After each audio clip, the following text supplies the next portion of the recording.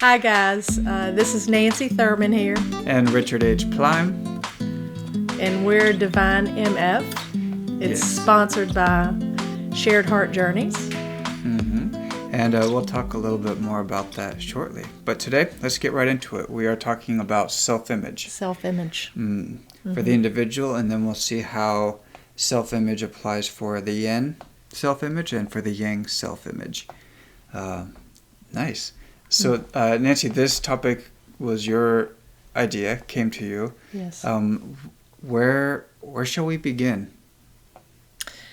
Well, truthfully, I think the best way to begin is to begin, of course, with each individual, and essentially how you create in your world. Nice.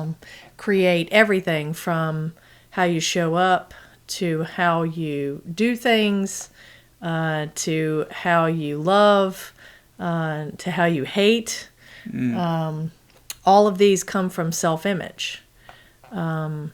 It's actually,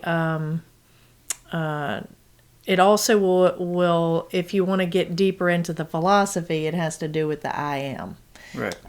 In spiritual realms or even in religious realms, I am that I am is a concept where all that you're creating is based out of how you see yourself. Right.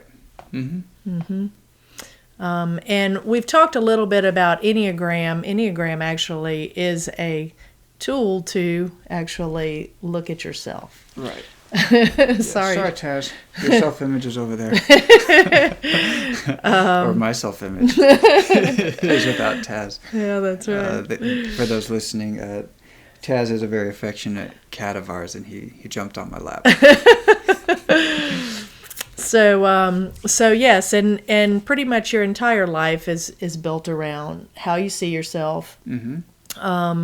And a prime example of this would be if you have low self-worth, you're going to believe in lack, which what that means is you believe you're not worthy of good things coming in.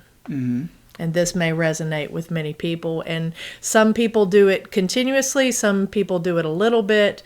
Most everybody has had experience with this, this I don't feel worthy or I doubt that I can have what I want. Right. And then the world, the universe will meet you with that, whatever it is. And good or bad, it's really doesn't have preferences. But yeah, if I'm believing that, oh man, hard knocks, I'm going to run out of gas on the way to the gas station, and I'm going to have no parking spot at the mall, at the mall or the shopping grocery store, and they're going to be out of the product. And yeah, of course they're going to go on break right before I get to do my checkout and I have to go on the other line. So like all of these things kind of stem from what's expected and how we're seeing ourselves. How do I expect I'm going to be treated? And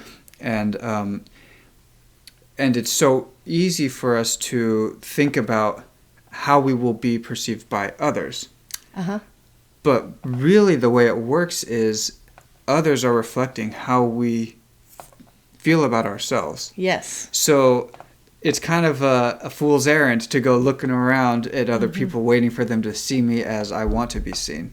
Yeah. It's much more efficient, really, to begin as to embody and to be and to believe that I am. Change how I feel about myself, how I see myself, and then let the world kind of shift to suit that. Nice. And on practical notes there, truthfully, what you can see, I'll give you an example, a personal example. When I was younger, I smoked, and there was something inside of me believed I was supposed to be a smoker. My mom was a smoker. Both of my older brothers were smokers. I hung out with smokers. I actually believed I needed to be a smoker in order to just function in the environment. Right. And it wasn't until I actually realized this concept around self-image, and I actually assumed that I could be a non-smoker and I allowed that to happen, that everything shifted. So once I actually decided I'm a non-smoker, and I actually went back and felt it, what it was like to be a non-smoker when I was about 10 or 11 years old, and having all that energy as a kid, and not having a cough and not being short of breath when I exercised, any of that stuff, that actually helped me not smoke anymore. It was like, of course. Wait, so you quit smoking cold turkey? I did use a little bit of extra help, but it was mostly yes. Okay. Yes. Nice. Wow. But I assumed that I was a non-smoker.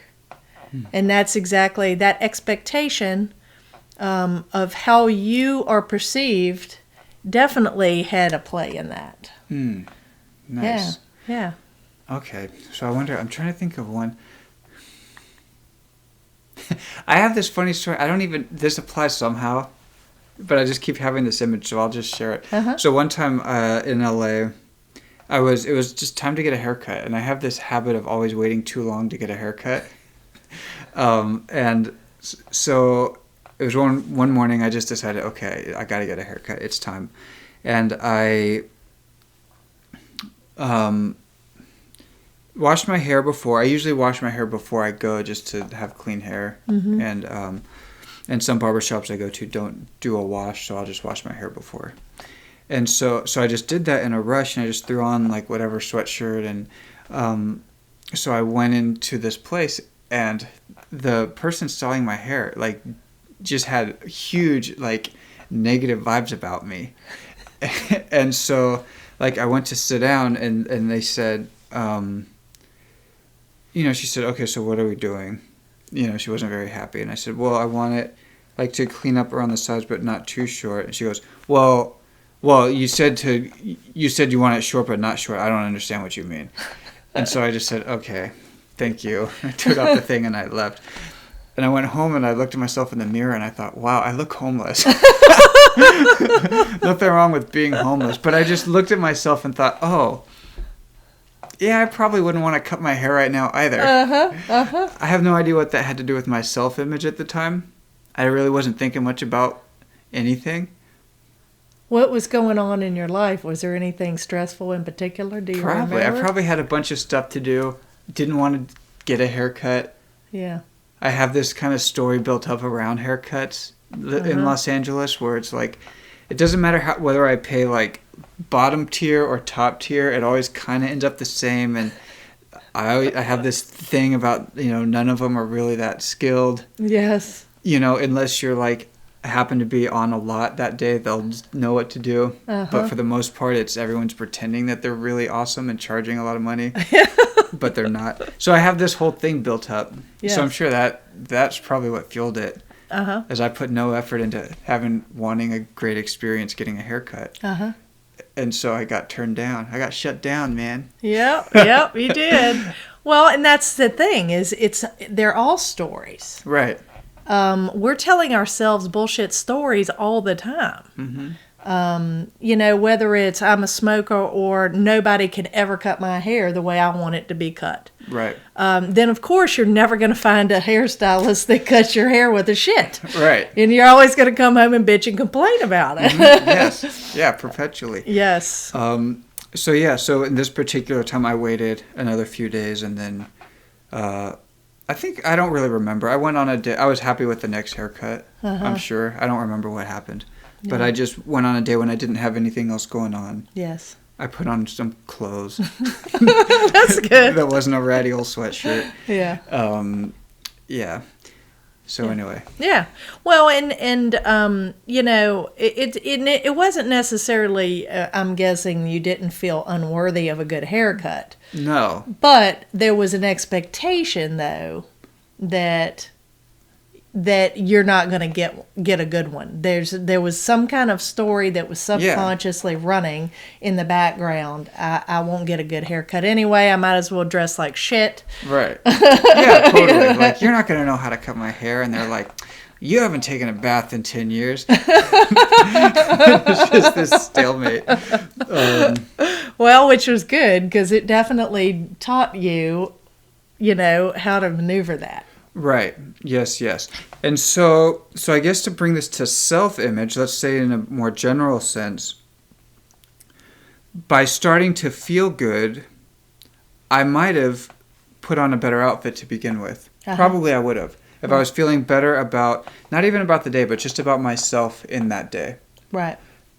I would have put more effort into how I looked before I walked out the door. Right. And just that, I mean, it seems like it's this outer thing of, oh, get dressed and then people will respond different. That's true. But before that, there's what was the feeling that caused me to wear the outfit I wore. Right. And it's really that. Because I can put on a new outfit and still be a total jerk and not get a good haircut. Mm-hmm. Yes. But it's the feeling underneath. It's like the why. How am I feeling about myself? Right. Do I feel like I need to put on this big outfit in order to be recognized? Uh-huh. Or do I just feel that, no, I am worthy of this outfit and being perceived this way? Right. Absolutely. Yes. So there's a subtlety to it. It's not... I guess what we're aiming at is to get rid of the looking outside ball game. Right. And let it be looking inside. Exactly. Nice. Yes. So in the response of, so also with the cigarette smoking, as an example, I actually had a very, very, very deep subconscious program running at the time, which was, I don't have any self-worth. Like, I didn't exercise, I drank a lot, I smoked a lot, I worked hard, I played hard. So, you know, I treated my body and my vessel like shit, essentially. And it was because underneath I felt like the vessel was not of use to my existence here. You know, and that's the gist. That is always going to be what's running underneath any kind of self-worth or self-doubts. Sure. So let's just take a parenthetical here. I'd say maybe some of that, the description sounds like you now seeing then. Correct. So how then, what was the feeling at the time? Yeah. Actually, I don't think then you would have been as articulate about that. Correct. So how was it in the moment? So in the moment, I actually, there were a couple of things happening. Number one, I was just super unhappy. Like to the point of, good God, this is just, I'm doing all these fun things and hanging out with all these fun people, and doing all these activities that everybody would love to be able to do. You know, have this lifestyle on the outside that everybody, it's the Joneses. I was embodying the Joneses, having fun as hell. But I didn't feel good. I felt like shit on the inside. I was not happy. I'd wake up with hangovers, wake up coughing. I was always having to leave to go smoke a cigarette. This is when bars started shutting down from smoking. And, back in the days when you could actually smoke on the inside of the restaurant or whatever. Right. And I was just not happy. That was my cue. I was like, there's got to be more than this. And then the second shift happened when I realized, holy shit, I am the center of my universe. I am the common denominator with everything going on. Right. And I'm the one that's in charge of my life. And that's when I took self-responsibility. So it was like, oh, actually the whole world isn't wrong. Correct. The one person seeing this wrong in all of these different areas is me. Yes. And I knew that I had to, and it's not even necessarily rose-colored glasses. I didn't have to become all positivity and unicorns and rainbows and stuff. Sure. It was literally, I have to start giving a shit about myself. And if there were toxic people I was around, I slowly worked my way out of those circles. If I was doing toxic behaviors like drinking every night or smoking 2 packs a day, I worked on, let me clear that out. Let me clear this out. Let me clear that out. So actually, I started approaching it very methodically. I see. Nice. So what was the first thing you cleared? The people. That was the easy, that was because that was the most external. So literally I could be like, yep, I'm not meeting with you guys tonight. Nice. I think that's a huge hack because it's easy to, it might be, you might think to start something small, like, oh, let me just not smoke. But to not change the people, then it's like, oh, well, why aren't you smoking? Yeah. Oh, yeah. And then you're kind of met with it head on. Yeah. You get that day 2 challenge in a big way. It made it easier for me. Yes. To change my habits when I wasn't around the people that were encouraging those habits. What I perceived is, because that was yet again self-image. I was actually living in order to be accepted. Right. Yet again, it's that self-worth piece. Right. So let's reconcile this a little bit. Well, I need to. Yes. Because I just said you change the people, which is an outside thing. Right. So, but that still came from an inside. Yes. So it's like, I'm not noticing, I don't feel good when I'm doing all of this stuff. Yes. When I do this stuff, these are the people that I see. Yes. Okay, in order to feel better, to not be doing these things, I'm just going to not see these people. Right. Well, and it was a piece of the cleanup. I knew deep down, though, I would have to do the work. And I did, and that's exactly what I ended up doing. I learned about mindfulness, meditation, yoga, Buddhism. That was when all of the awareness and consciousness training that I had started that's where it all started. I not only got rid of the external, but I started working on the internal and reading personal development books, everything that I could learn about addictions, about emotional intelligence, any type of personal development that I could get my hands on. I was reading about a book a week. Wow. Yeah. Okay, so you were ready. Yeah, I was miserable. Miserable. Nice. Okay. So see, a huge period of self-image growth for me was when I was in graduate school. Yes. So I went to an art school on the West Coast that is just visual and performing arts. So those are that's all that is there. And so there aren't a whole lot of people. There were 13 or 15. 14? There were like 14 people in my class. Yeah, 14.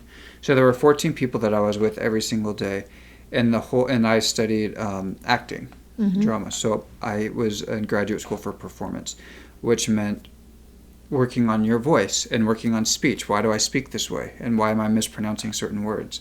And then the same thing with how I walk, how I stand, how I sit, how I move, like everything. So just kind of all-encompassing, just like, why are you on a very personal level, and then to kind of undo all of these habits of growth from upbringing, from region of the world where I lived, all of these factors, to undo all of that to be able to perform, which is to say, be able to let go of all of my personal habits so that I could take on habits of character to help tell a story. Okay. So I was actually accepted. I was waitlisted into this school. That was my first choice school. And so there was a period of a few weeks before we began where I didn't know that I was going to get in. I didn't know what a short wait list was. I was like, are they just being nice? Like what? I don't really know. So it was another 3 or 4 weeks after everybody else was accepted that I got accepted. No one in my class knew that I was waitlisted, but I went in to that September feeling like, oh shit, I barely made it here. Right. These guys must be like really fucking good. Yes. Like, oh my God. So I had this huge, like, I'm barely even here. Yeah. I'm lucky to be here feeling. And my classmates were very supportive and very wonderful, and nobody would have known. Nobody said, hey, Richard, what's up with this or that? But I walked into many exercises feeling that way and feeling like I have to measure up to be here. So then as the program progressed, it was a 3-year program, it actually got worse for me for a while. So there's about 15 kids in a class, so there's less than 100 students. Some are undergrad, some are graduate students.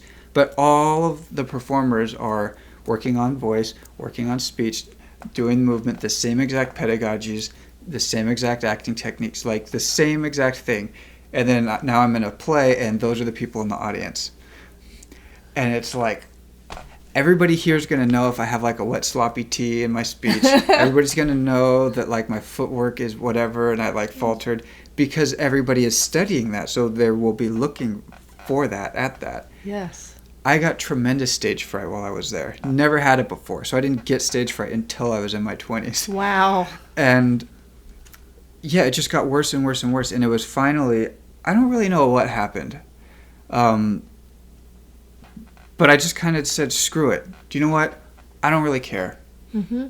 Nobody was mean, by the way. So everybody there was always supportive. It was a very wonderful place to go to school. It was all in my head. Yes. Finally, towards the end, it was like the last semester, I just said, screw it. You know what? I've been here 3 years and whatever. Yep. The only ones that have been there that long were in my class, and I already loved them very much. So all the other kids that are just first years and whatever and think they're hot shit, this is all my imagination again. But all those guys, whatever, like, bring it. And suddenly it just shifted and I stopped caring. Yeah. And my performances got way better. I bet. And Yeah. I was able to be a much better, nicer person to people because I wasn't so busy being scared all the time about not being good enough. Yeah. So just this idea about myself, I'm barely here. Mm-hmm. That informed much of daily encounters throughout this 3-year container of a graduate program. Yes. So what's the point? If I then, at the beginning, was able to go, hey, it doesn't matter if you were waitlisted, you're here. Mm-hmm. Whatever, you're here. Yes. You were accepted, just like everybody else. You're in the same classes. Nobody signed you up to take remedial speech. Yes. So just drop that and just be here. All it was an idea in my mind. Right. And if I were able to drop that, see myself as worthy of being here because I am there, then I might have had a very different experience those 3 years. Right. Probably would have got cast a little bit better. Probably would have, who knows? It would have been a totally different thing. Right. But all that changed was my mind about it. Mm-hmm. Mm-hmm. Yes. So you don't really have to change the whole world. Just change your mind. Right. Yeah. Well, and it's very interesting, even in a situation like that, a lot of times just finding peace in the entire thing is helpful. It's really hard to go through life either scared or anxious about something that's going to happen in the future that you don't even know about. Right. Or with regret.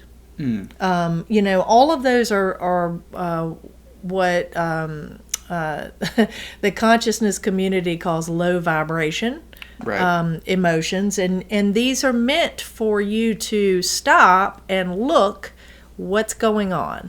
Mm-hmm. If it doesn't feel good, it's not fulfilling, right? Duh. Right. So what it's doing is it's just directing you towards what you do want. Mm-hmm. So if partying all night long consistently doesn't make you feel good, right, then what are you going to have to do to make yourself feel good? Right. You have to, number one, change how you see it, and also number two, your body and your habits will follow, and the people that surround you will follow. Yes. And that's how the self-image reflects. You actually attract what you're emanating, let's say. Right. That's probably a better way to describe it, as an emanation. Right. Yes. So emanate first and then let the rest change after. Right. There's nothing outside that will change the emanation. Right. Until you decide. There's no, right. Like anything outside can be quite aligned. Uh-huh. But if you're not aligned, it won't feel good to you. Right. Whatever the thing is. So a party even can feel quite good to somebody who's aligned and they just won the gold medal and whatever. and now they're going to let loose after 8 years of just only swimming or whatever. Right. That's where they're coming from. It's all in where you are coming from. Mm-hmm. So rather than choose an outside thing that worked for somebody, or maybe worked once for you, to look inside and go, how can I just feel good now in a very small way? Because even that will be an improvement. Mm-hmm. And then through a series of these small feeling better, you'll start to get reflections. You'll start to see things. Oh, wow, the parking spot opened up. Mm-hmm. Oh, wow, and there was like still 10 minutes in the meter. Let me just go drop off this postcard. Mm-hmm. Nobody sends postcards anymore, except me. but that's the idea. Okay, let me go grab the coffee. I don't have to pay the meter. Mm-hmm. And then from there, there's this kind of snowball effect of this kind of positive feedback loop, I think they call it. Uh-huh. Yes. Which can be negative. The positive feedback loop, as I understand it, is just seeing results that you are expecting. Uh-huh. Over and over and over. Yeah. That's my understanding of it. And it definitely can be negative too. Right. If you expect, to never get the parking space, or you expect the world to go to hell in a handbasket, then guess what? It's going to happen. Right. Yes, and all the checkers are going to all go on break except for one. Everybody in front of you is going to have a basket full of like party stuff. It's going to take you a half hour to get out of there. So actually, there's a couple of authors that touch on this. Wayne Dyer does. Actually, there's many authors out there. Wayne Dyer is a great example. Neville Goddard, Abraham Hicks touches on this.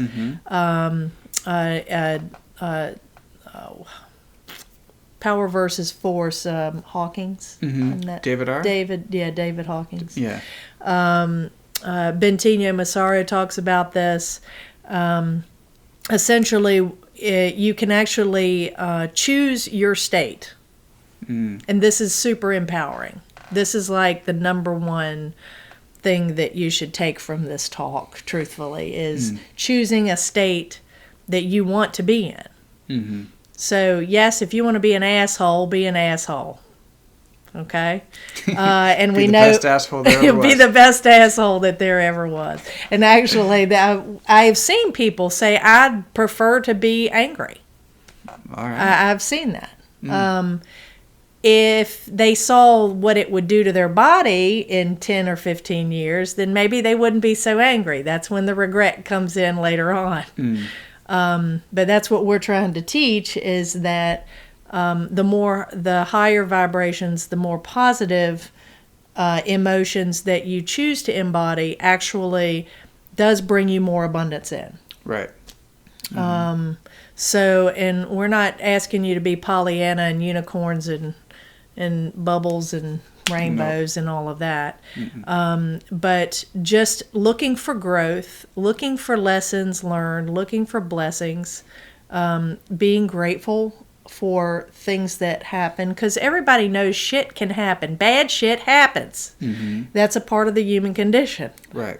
And we all suffer in one form or other, some more than others.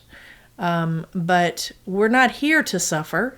I just don't believe that. You can take that with your grain of salt if you want, Right. but I don't believe we're here to suffer. Right. Yeah, Buddha got it wrong, guys. It's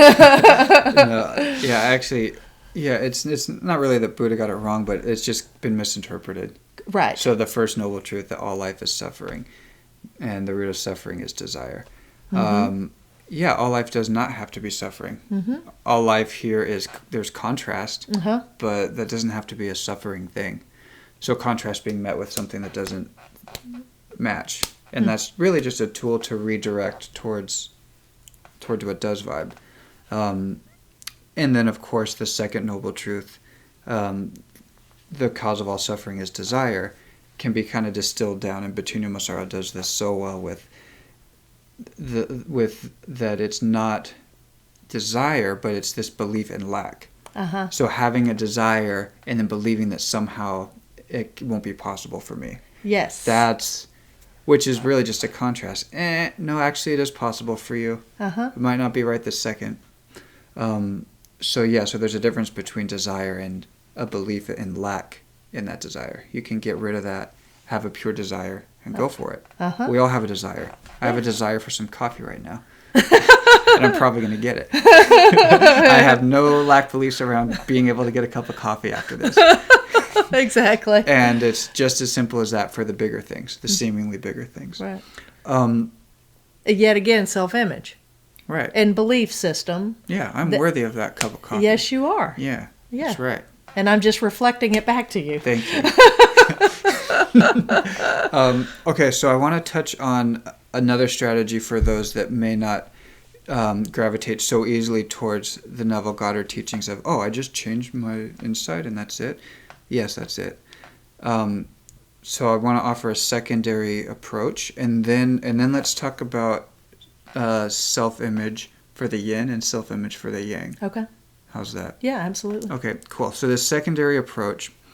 That's before we do that. This episode of Divine MF is brought to you by Shared Heart Journeys, Tools for the Awakening Life. Got it that time. Yes. So we provide programs, retreats, and coaching, self-improvement coaching, much like what we're talking about here. We do it privately for couples and also in group settings. So go ahead and check out sharedheartjourneys.world to see what we have going on. We are also on Facebook and Instagram at Shared Heart Journeys. We have an upcoming career retreat called Reroute, Create the Career That Thrives in You. That will be March 14th to 19th, 2022 in Outer Banks, North Carolina. So you can check out our website there and get some information. We do have some spots left. We're about a month away. We have a beautiful 18-room mansion to house this program, and we have about 8 spots left. So please enroll soon if you know someone that may benefit from a change in career or just a change in outlook to change their current workspace without having to change anything. Nothing's different, but everything's changed. Please enroll in this or send us their way. Send them our way if it's somebody else. Yes. Cool. So the second approach, so this comes actually from Jordan Peterson and his first 12 rules for life. One of the rules is compare yourself to who you were yesterday, not to someone else today. And so his approach, I think aligns very well with these other teachings, he kind of has a bit more of what would be called a physical focus. Yes. The spiritual community would call it a more physical focus, where he does kind of look at, the outside is given. So what we've been talking to you up until this point is that the outside world will change based on your feeling. And it's as simple as that, and it is magic, and it is that woo-woo. Try it. Don't believe me? Try it. For Jordan Peterson, he doesn't take that approach. He just goes, this is the world, and this is it, and there's competition and hierarchies and all of this, and why those are useful. And so from that perspective of, I can't just change my mind. I can't just suddenly be wonderful and then everything's going to be wonderful. To just say, okay, how have I been up until this point? How was I yesterday? How was I feeling yesterday? What was I doing yesterday? And just change one small thing from your yesterday. Doesn't matter about anybody else. Doesn't matter who else got the promotion. Doesn't matter who's driving the better car. Doesn't matter. Just none of that matters. Just you and your yesterday. What can I do today that's just slightly better by my standard? What would feel a little bit better to me today? I'm just gonna I'm gonna fold the clothes right after they come out of the laundry instead of letting the clean clothes sit there for 3 days. As small as that. I'm not gonna put the dishes in the sink. I'm just gonna put them in the dishwasher. I'm gonna take a different route to work and wake up early to get there 5 minutes early. Just a slight shift that feels a little bit better, a little bit more towards who you want to be, the ideal you. Just shift a small thing. And doing this over every single day, before you know it, you'll be so vastly different. And you won't have been distracted by this concept of other people or comparing yourself to others. Yes. And so that simply within the 3 years, if you did this for 3 years, really if you did this for 3 months, every day for 3 months, by the end of the 3 months, the small little changes will actually be huge changes for that 3 months ago you. Yeah. That 3 months ago you would be like, oh, I can't do that. Like, no way can I just suddenly magically do that. But because you've been doing these little changes every single day, feeling better, feeling better, feeling better, the slight feeling better is a bigger step. It's a snowball. It snowballs. Mm-hmm. So you can start with the teeniest snowball of being better than you yesterday and watch what happens. Just do that every day. 3 months. Mm-hmm. It's very simple. Mm-hmm. Do one thing every day that's a little bit better, would make me feel a little bit better than I felt yesterday. That's it. Yeah. Yeah. Yeah, I mean, and even to the point where you could even integrate, I want to feel more grateful today. Mm-hmm. And tapping into those positive feelings each time that you change something. Yes. Yeah, treat yourself along the way. For sure. Yeah, because it's all in the feelings. It's not the shit that we want. It's the feelings we get from the shit. Right. So, it's not the, so say for instance, I'm going to give you an example. You get a Tesla. It's not the Tesla that you want. Once you get the Tesla, it's not all that. It's kind of a cool car. But what you want is the feeling that you think you'll have by driving around in a Tesla. And what is that feeling?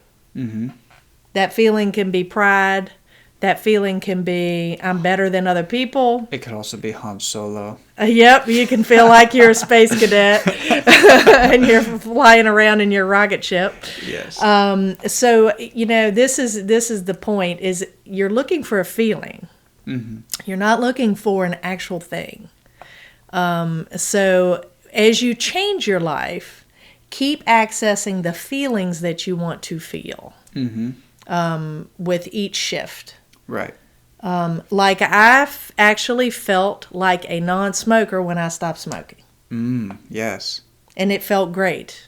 Nice. And there was a pride there. And pride is actually on the higher end of the emotional scale. It definitely will pull you out of some really negative stuff. So pride is not necessarily the worst thing in the world. Right. It's on the upswing of the positive emotions. So yes, that's exactly, you're looking for that feeling. Nice. Yeah. All right. So yin self-image and yang self-image.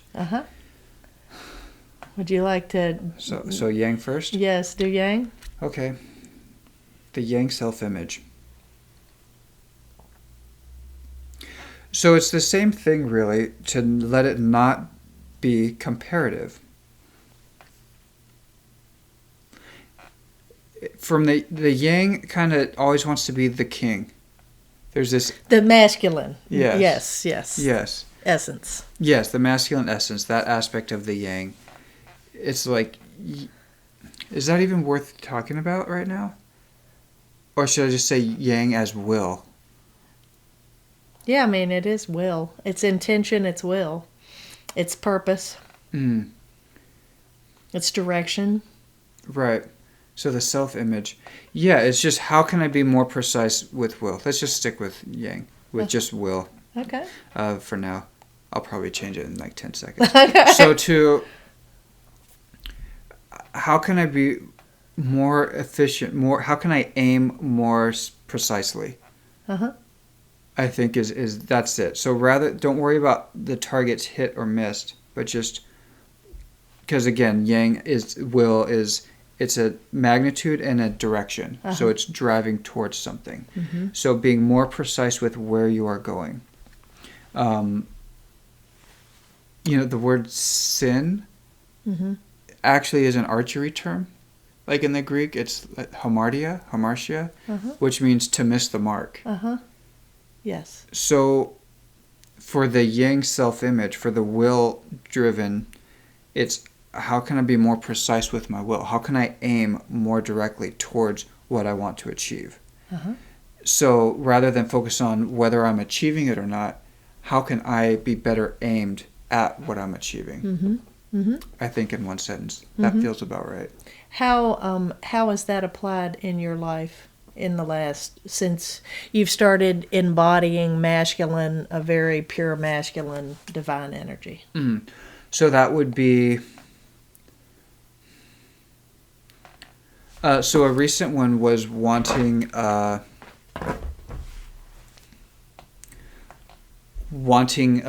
change of environment at where I work currently. And so, well, kind of my baser instinct was like, well, this is what I want and whatever, and I'll just and it's perfectly reasonable to me because I'm the most reasonable, and so this change needs to happen, and if it doesn't, blah, rah. So to refine that, to aim better, rather than focusing on, no, this change has to happen in this workplace, I kind of paused and I thought, no, this isn't going to work. Like, that's not going to generate anything positive for anybody. And I don't want to be causing any sort of lowering of people's day. So why would I want to cause that? So I thought, okay, so don't worry so much about getting this change of work environment. It's just like a slight little thing. It's not a big deal. To just aim more precisely at how this might easily come about. How does the me that gets this change operate? I don't have to fight for it or have any ultimatums or prep for any sort of obstacle. So to kind of step back, aim more precisely, follow the protocol for how these sort of requests are made, and see who they need to go to and what would make their job easier to process my request. How would they see my request? So I was able to construct a much better proposal for this work change that I wanted to see. And so just by doing that, by aiming better, not worrying about the result, aiming how am I in getting this result? Yeah. It changed everything. Felt much better, was able to have a much better engagement with the coworkers that it involved, with the superiors that it involved, and it was just a much smoother journey. Yeah. Would you say that that you needed to purify what your yang energy was, or would you say you had too much yin going on? Or was it over masculinized, over yanging? What was it was over yanging. Yeah. So I guess to use archery, it would be like, the first way would be like, I'm pulling this thing way back and like I need the force of it. Okay. The magnitude. So when I release it, it's going to like hit hard and plow through that target. Yes. Well, if I'm doing that, it's like if I'm using all of my strength and like tension to do that, it's like, where is this aiming? Yes. Makes total sense. So to like release a little bit, go, no, maybe I don't need to like max out just for this little request. So where is this coming from? Yes, so that's the purification, it's a softening, actually, of where I'm pulling the arrow. So to pull the arrow from a place that will hit the target. So not to worry so much about the aim from the front of the bow, but actually the back. That's a whole other dimension. So those of you that are listening and not watching, I can like imagine holding the bow and arrow. You can move the front arm, the front hand, to change where the arrow's pointing, but you could also leave that static and make fine-tune adjustments with the backhand that will actually totally change where the arrow goes. And so to not worry so much about the magnitude, but about where the will is going, the direction. And so I think that focusing on the two components to the yang, we have the magnitude and the direction. That's the vector, magnitude with direction. We tend to focus on the magnitude. More magnitude will make it happen. Yes.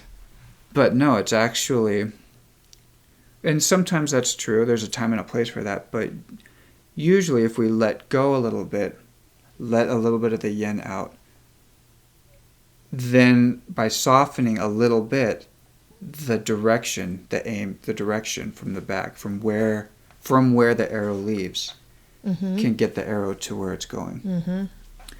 So this is for those Lord of the Rings fans. This is, be a little bit more of an elf than a what are they called? Dwarf. But dwarf stuff works too, but just not always. Yes. So I don't know. I think that's about Yeah. about That's it. a great description. As I understand it now. Yeah, that's a great description. Yes. Super, super helpful in clarifying that. Nice. And the yin self-image. Yin self-image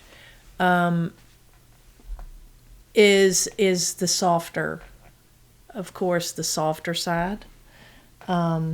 It's gazing at something with soft eyes.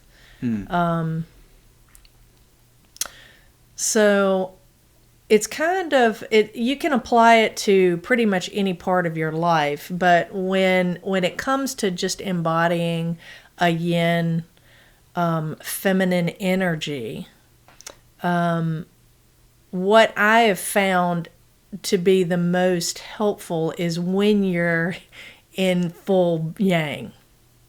So what you're doing is you're in action mode. Action. I'm doing. Whether it's paying the bills or sitting at a computer and typing for 8 hours straight and your neck is tense and you're doing all of these things for whatever reason. You have some kind of conditioning, underneath that says I need to have it perfect, or I need to have it completed, or I'm not worthy if I don't get it all done, whatever, Right. whatever the drive is. Sure. When you're over yanging, actually embodying a yin essence is where you let go.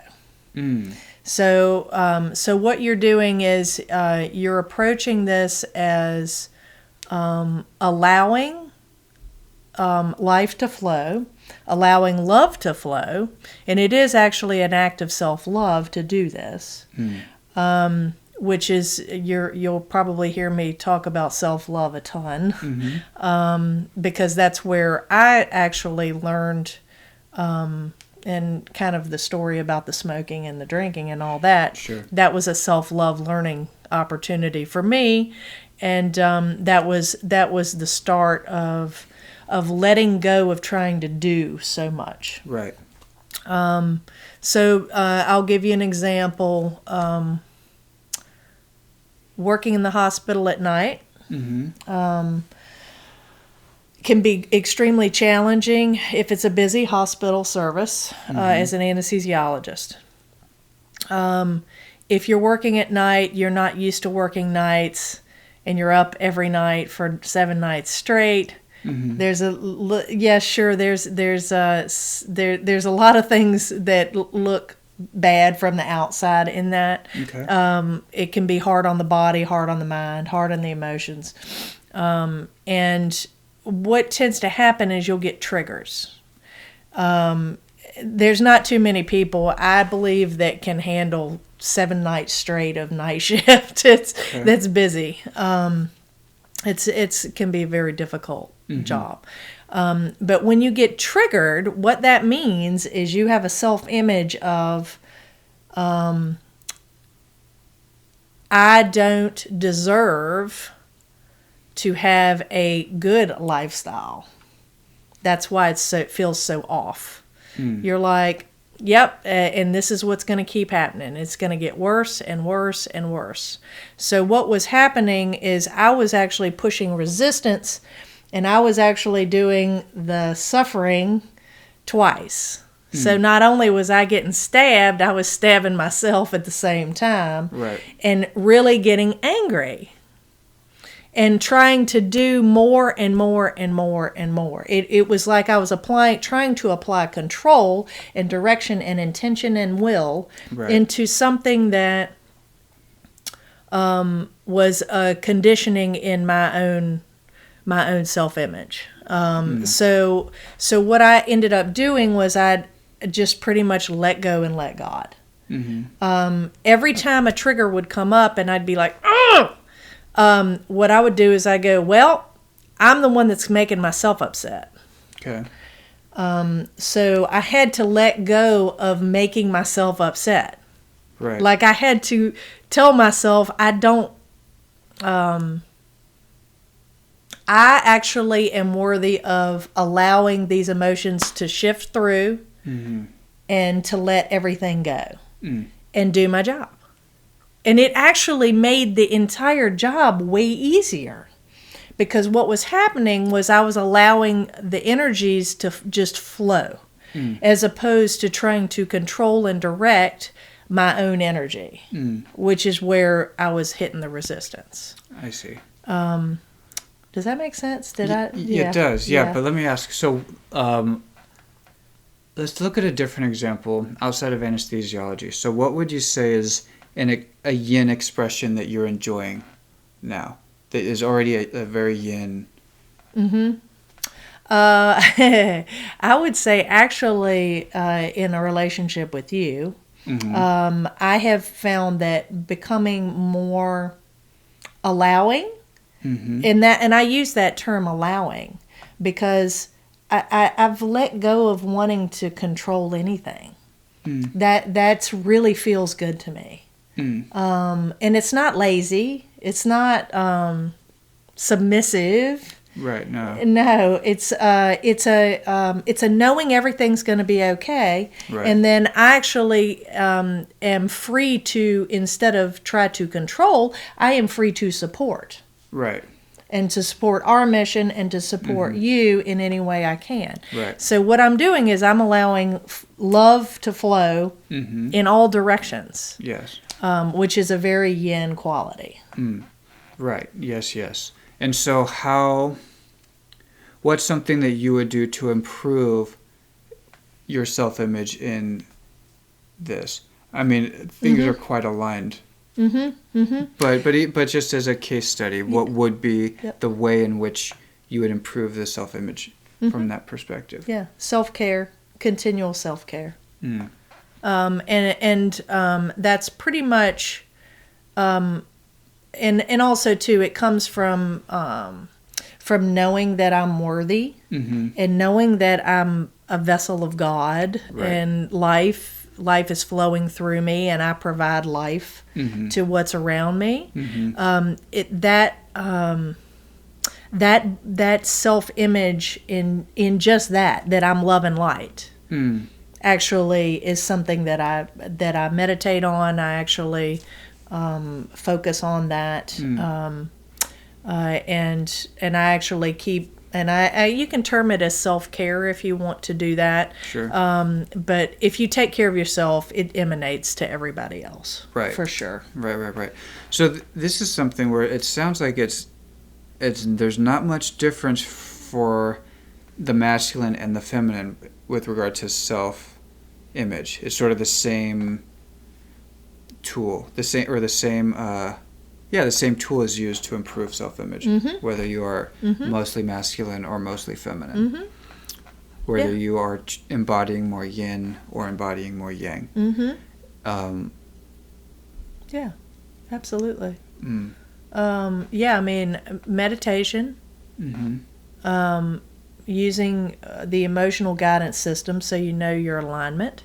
Right. What feels good. If it doesn't feel good, then you're probably not aligned. Right. So it's right. So who is the ideal me that's already exact bonus 100% what I want to be, and just how does that person eat breakfast? What does that person eat for breakfast? What time does that person eat breakfast? Yes. Just the little things. And for those that for that where that is not as accessible that far, imagining that far forward, it's to look back at you the day before. Okay, a little bit better. How can I feel a little bit better? Okay, nice. Just a little bit better. Okay, today not a donut. Today bran muffin. Okay, but I'm still gonna sweeten the coffee. Cool. All right. Little by little by little. And then before you know it, these little steps will be way bigger. Yes. Huge steps for that person. That day one you wouldn't have been able to take steps that big. But now, day 30 you, it's like, oh, wow. Yeah, I'm moving and shaking. Yeah. Cool. Yeah. Cool. And so all of this is framework for not only having a better self, but being better available for a relationship that will be generative. Yep. I see where this is headed. Yep. Nice. Absolutely. Yeah. Yes. Anything else in this one? I mean, just I think really it's take responsibility for yourself. Nobody else is going to do it for you. Right. And it's nobody's fault. Yeah. There's nobody. It's your fault. Yeah, it is. Sorry. Your life is your fault. Yes. My not getting a haircut, all my fault. my walking into a salon looking like crap. Only I did that.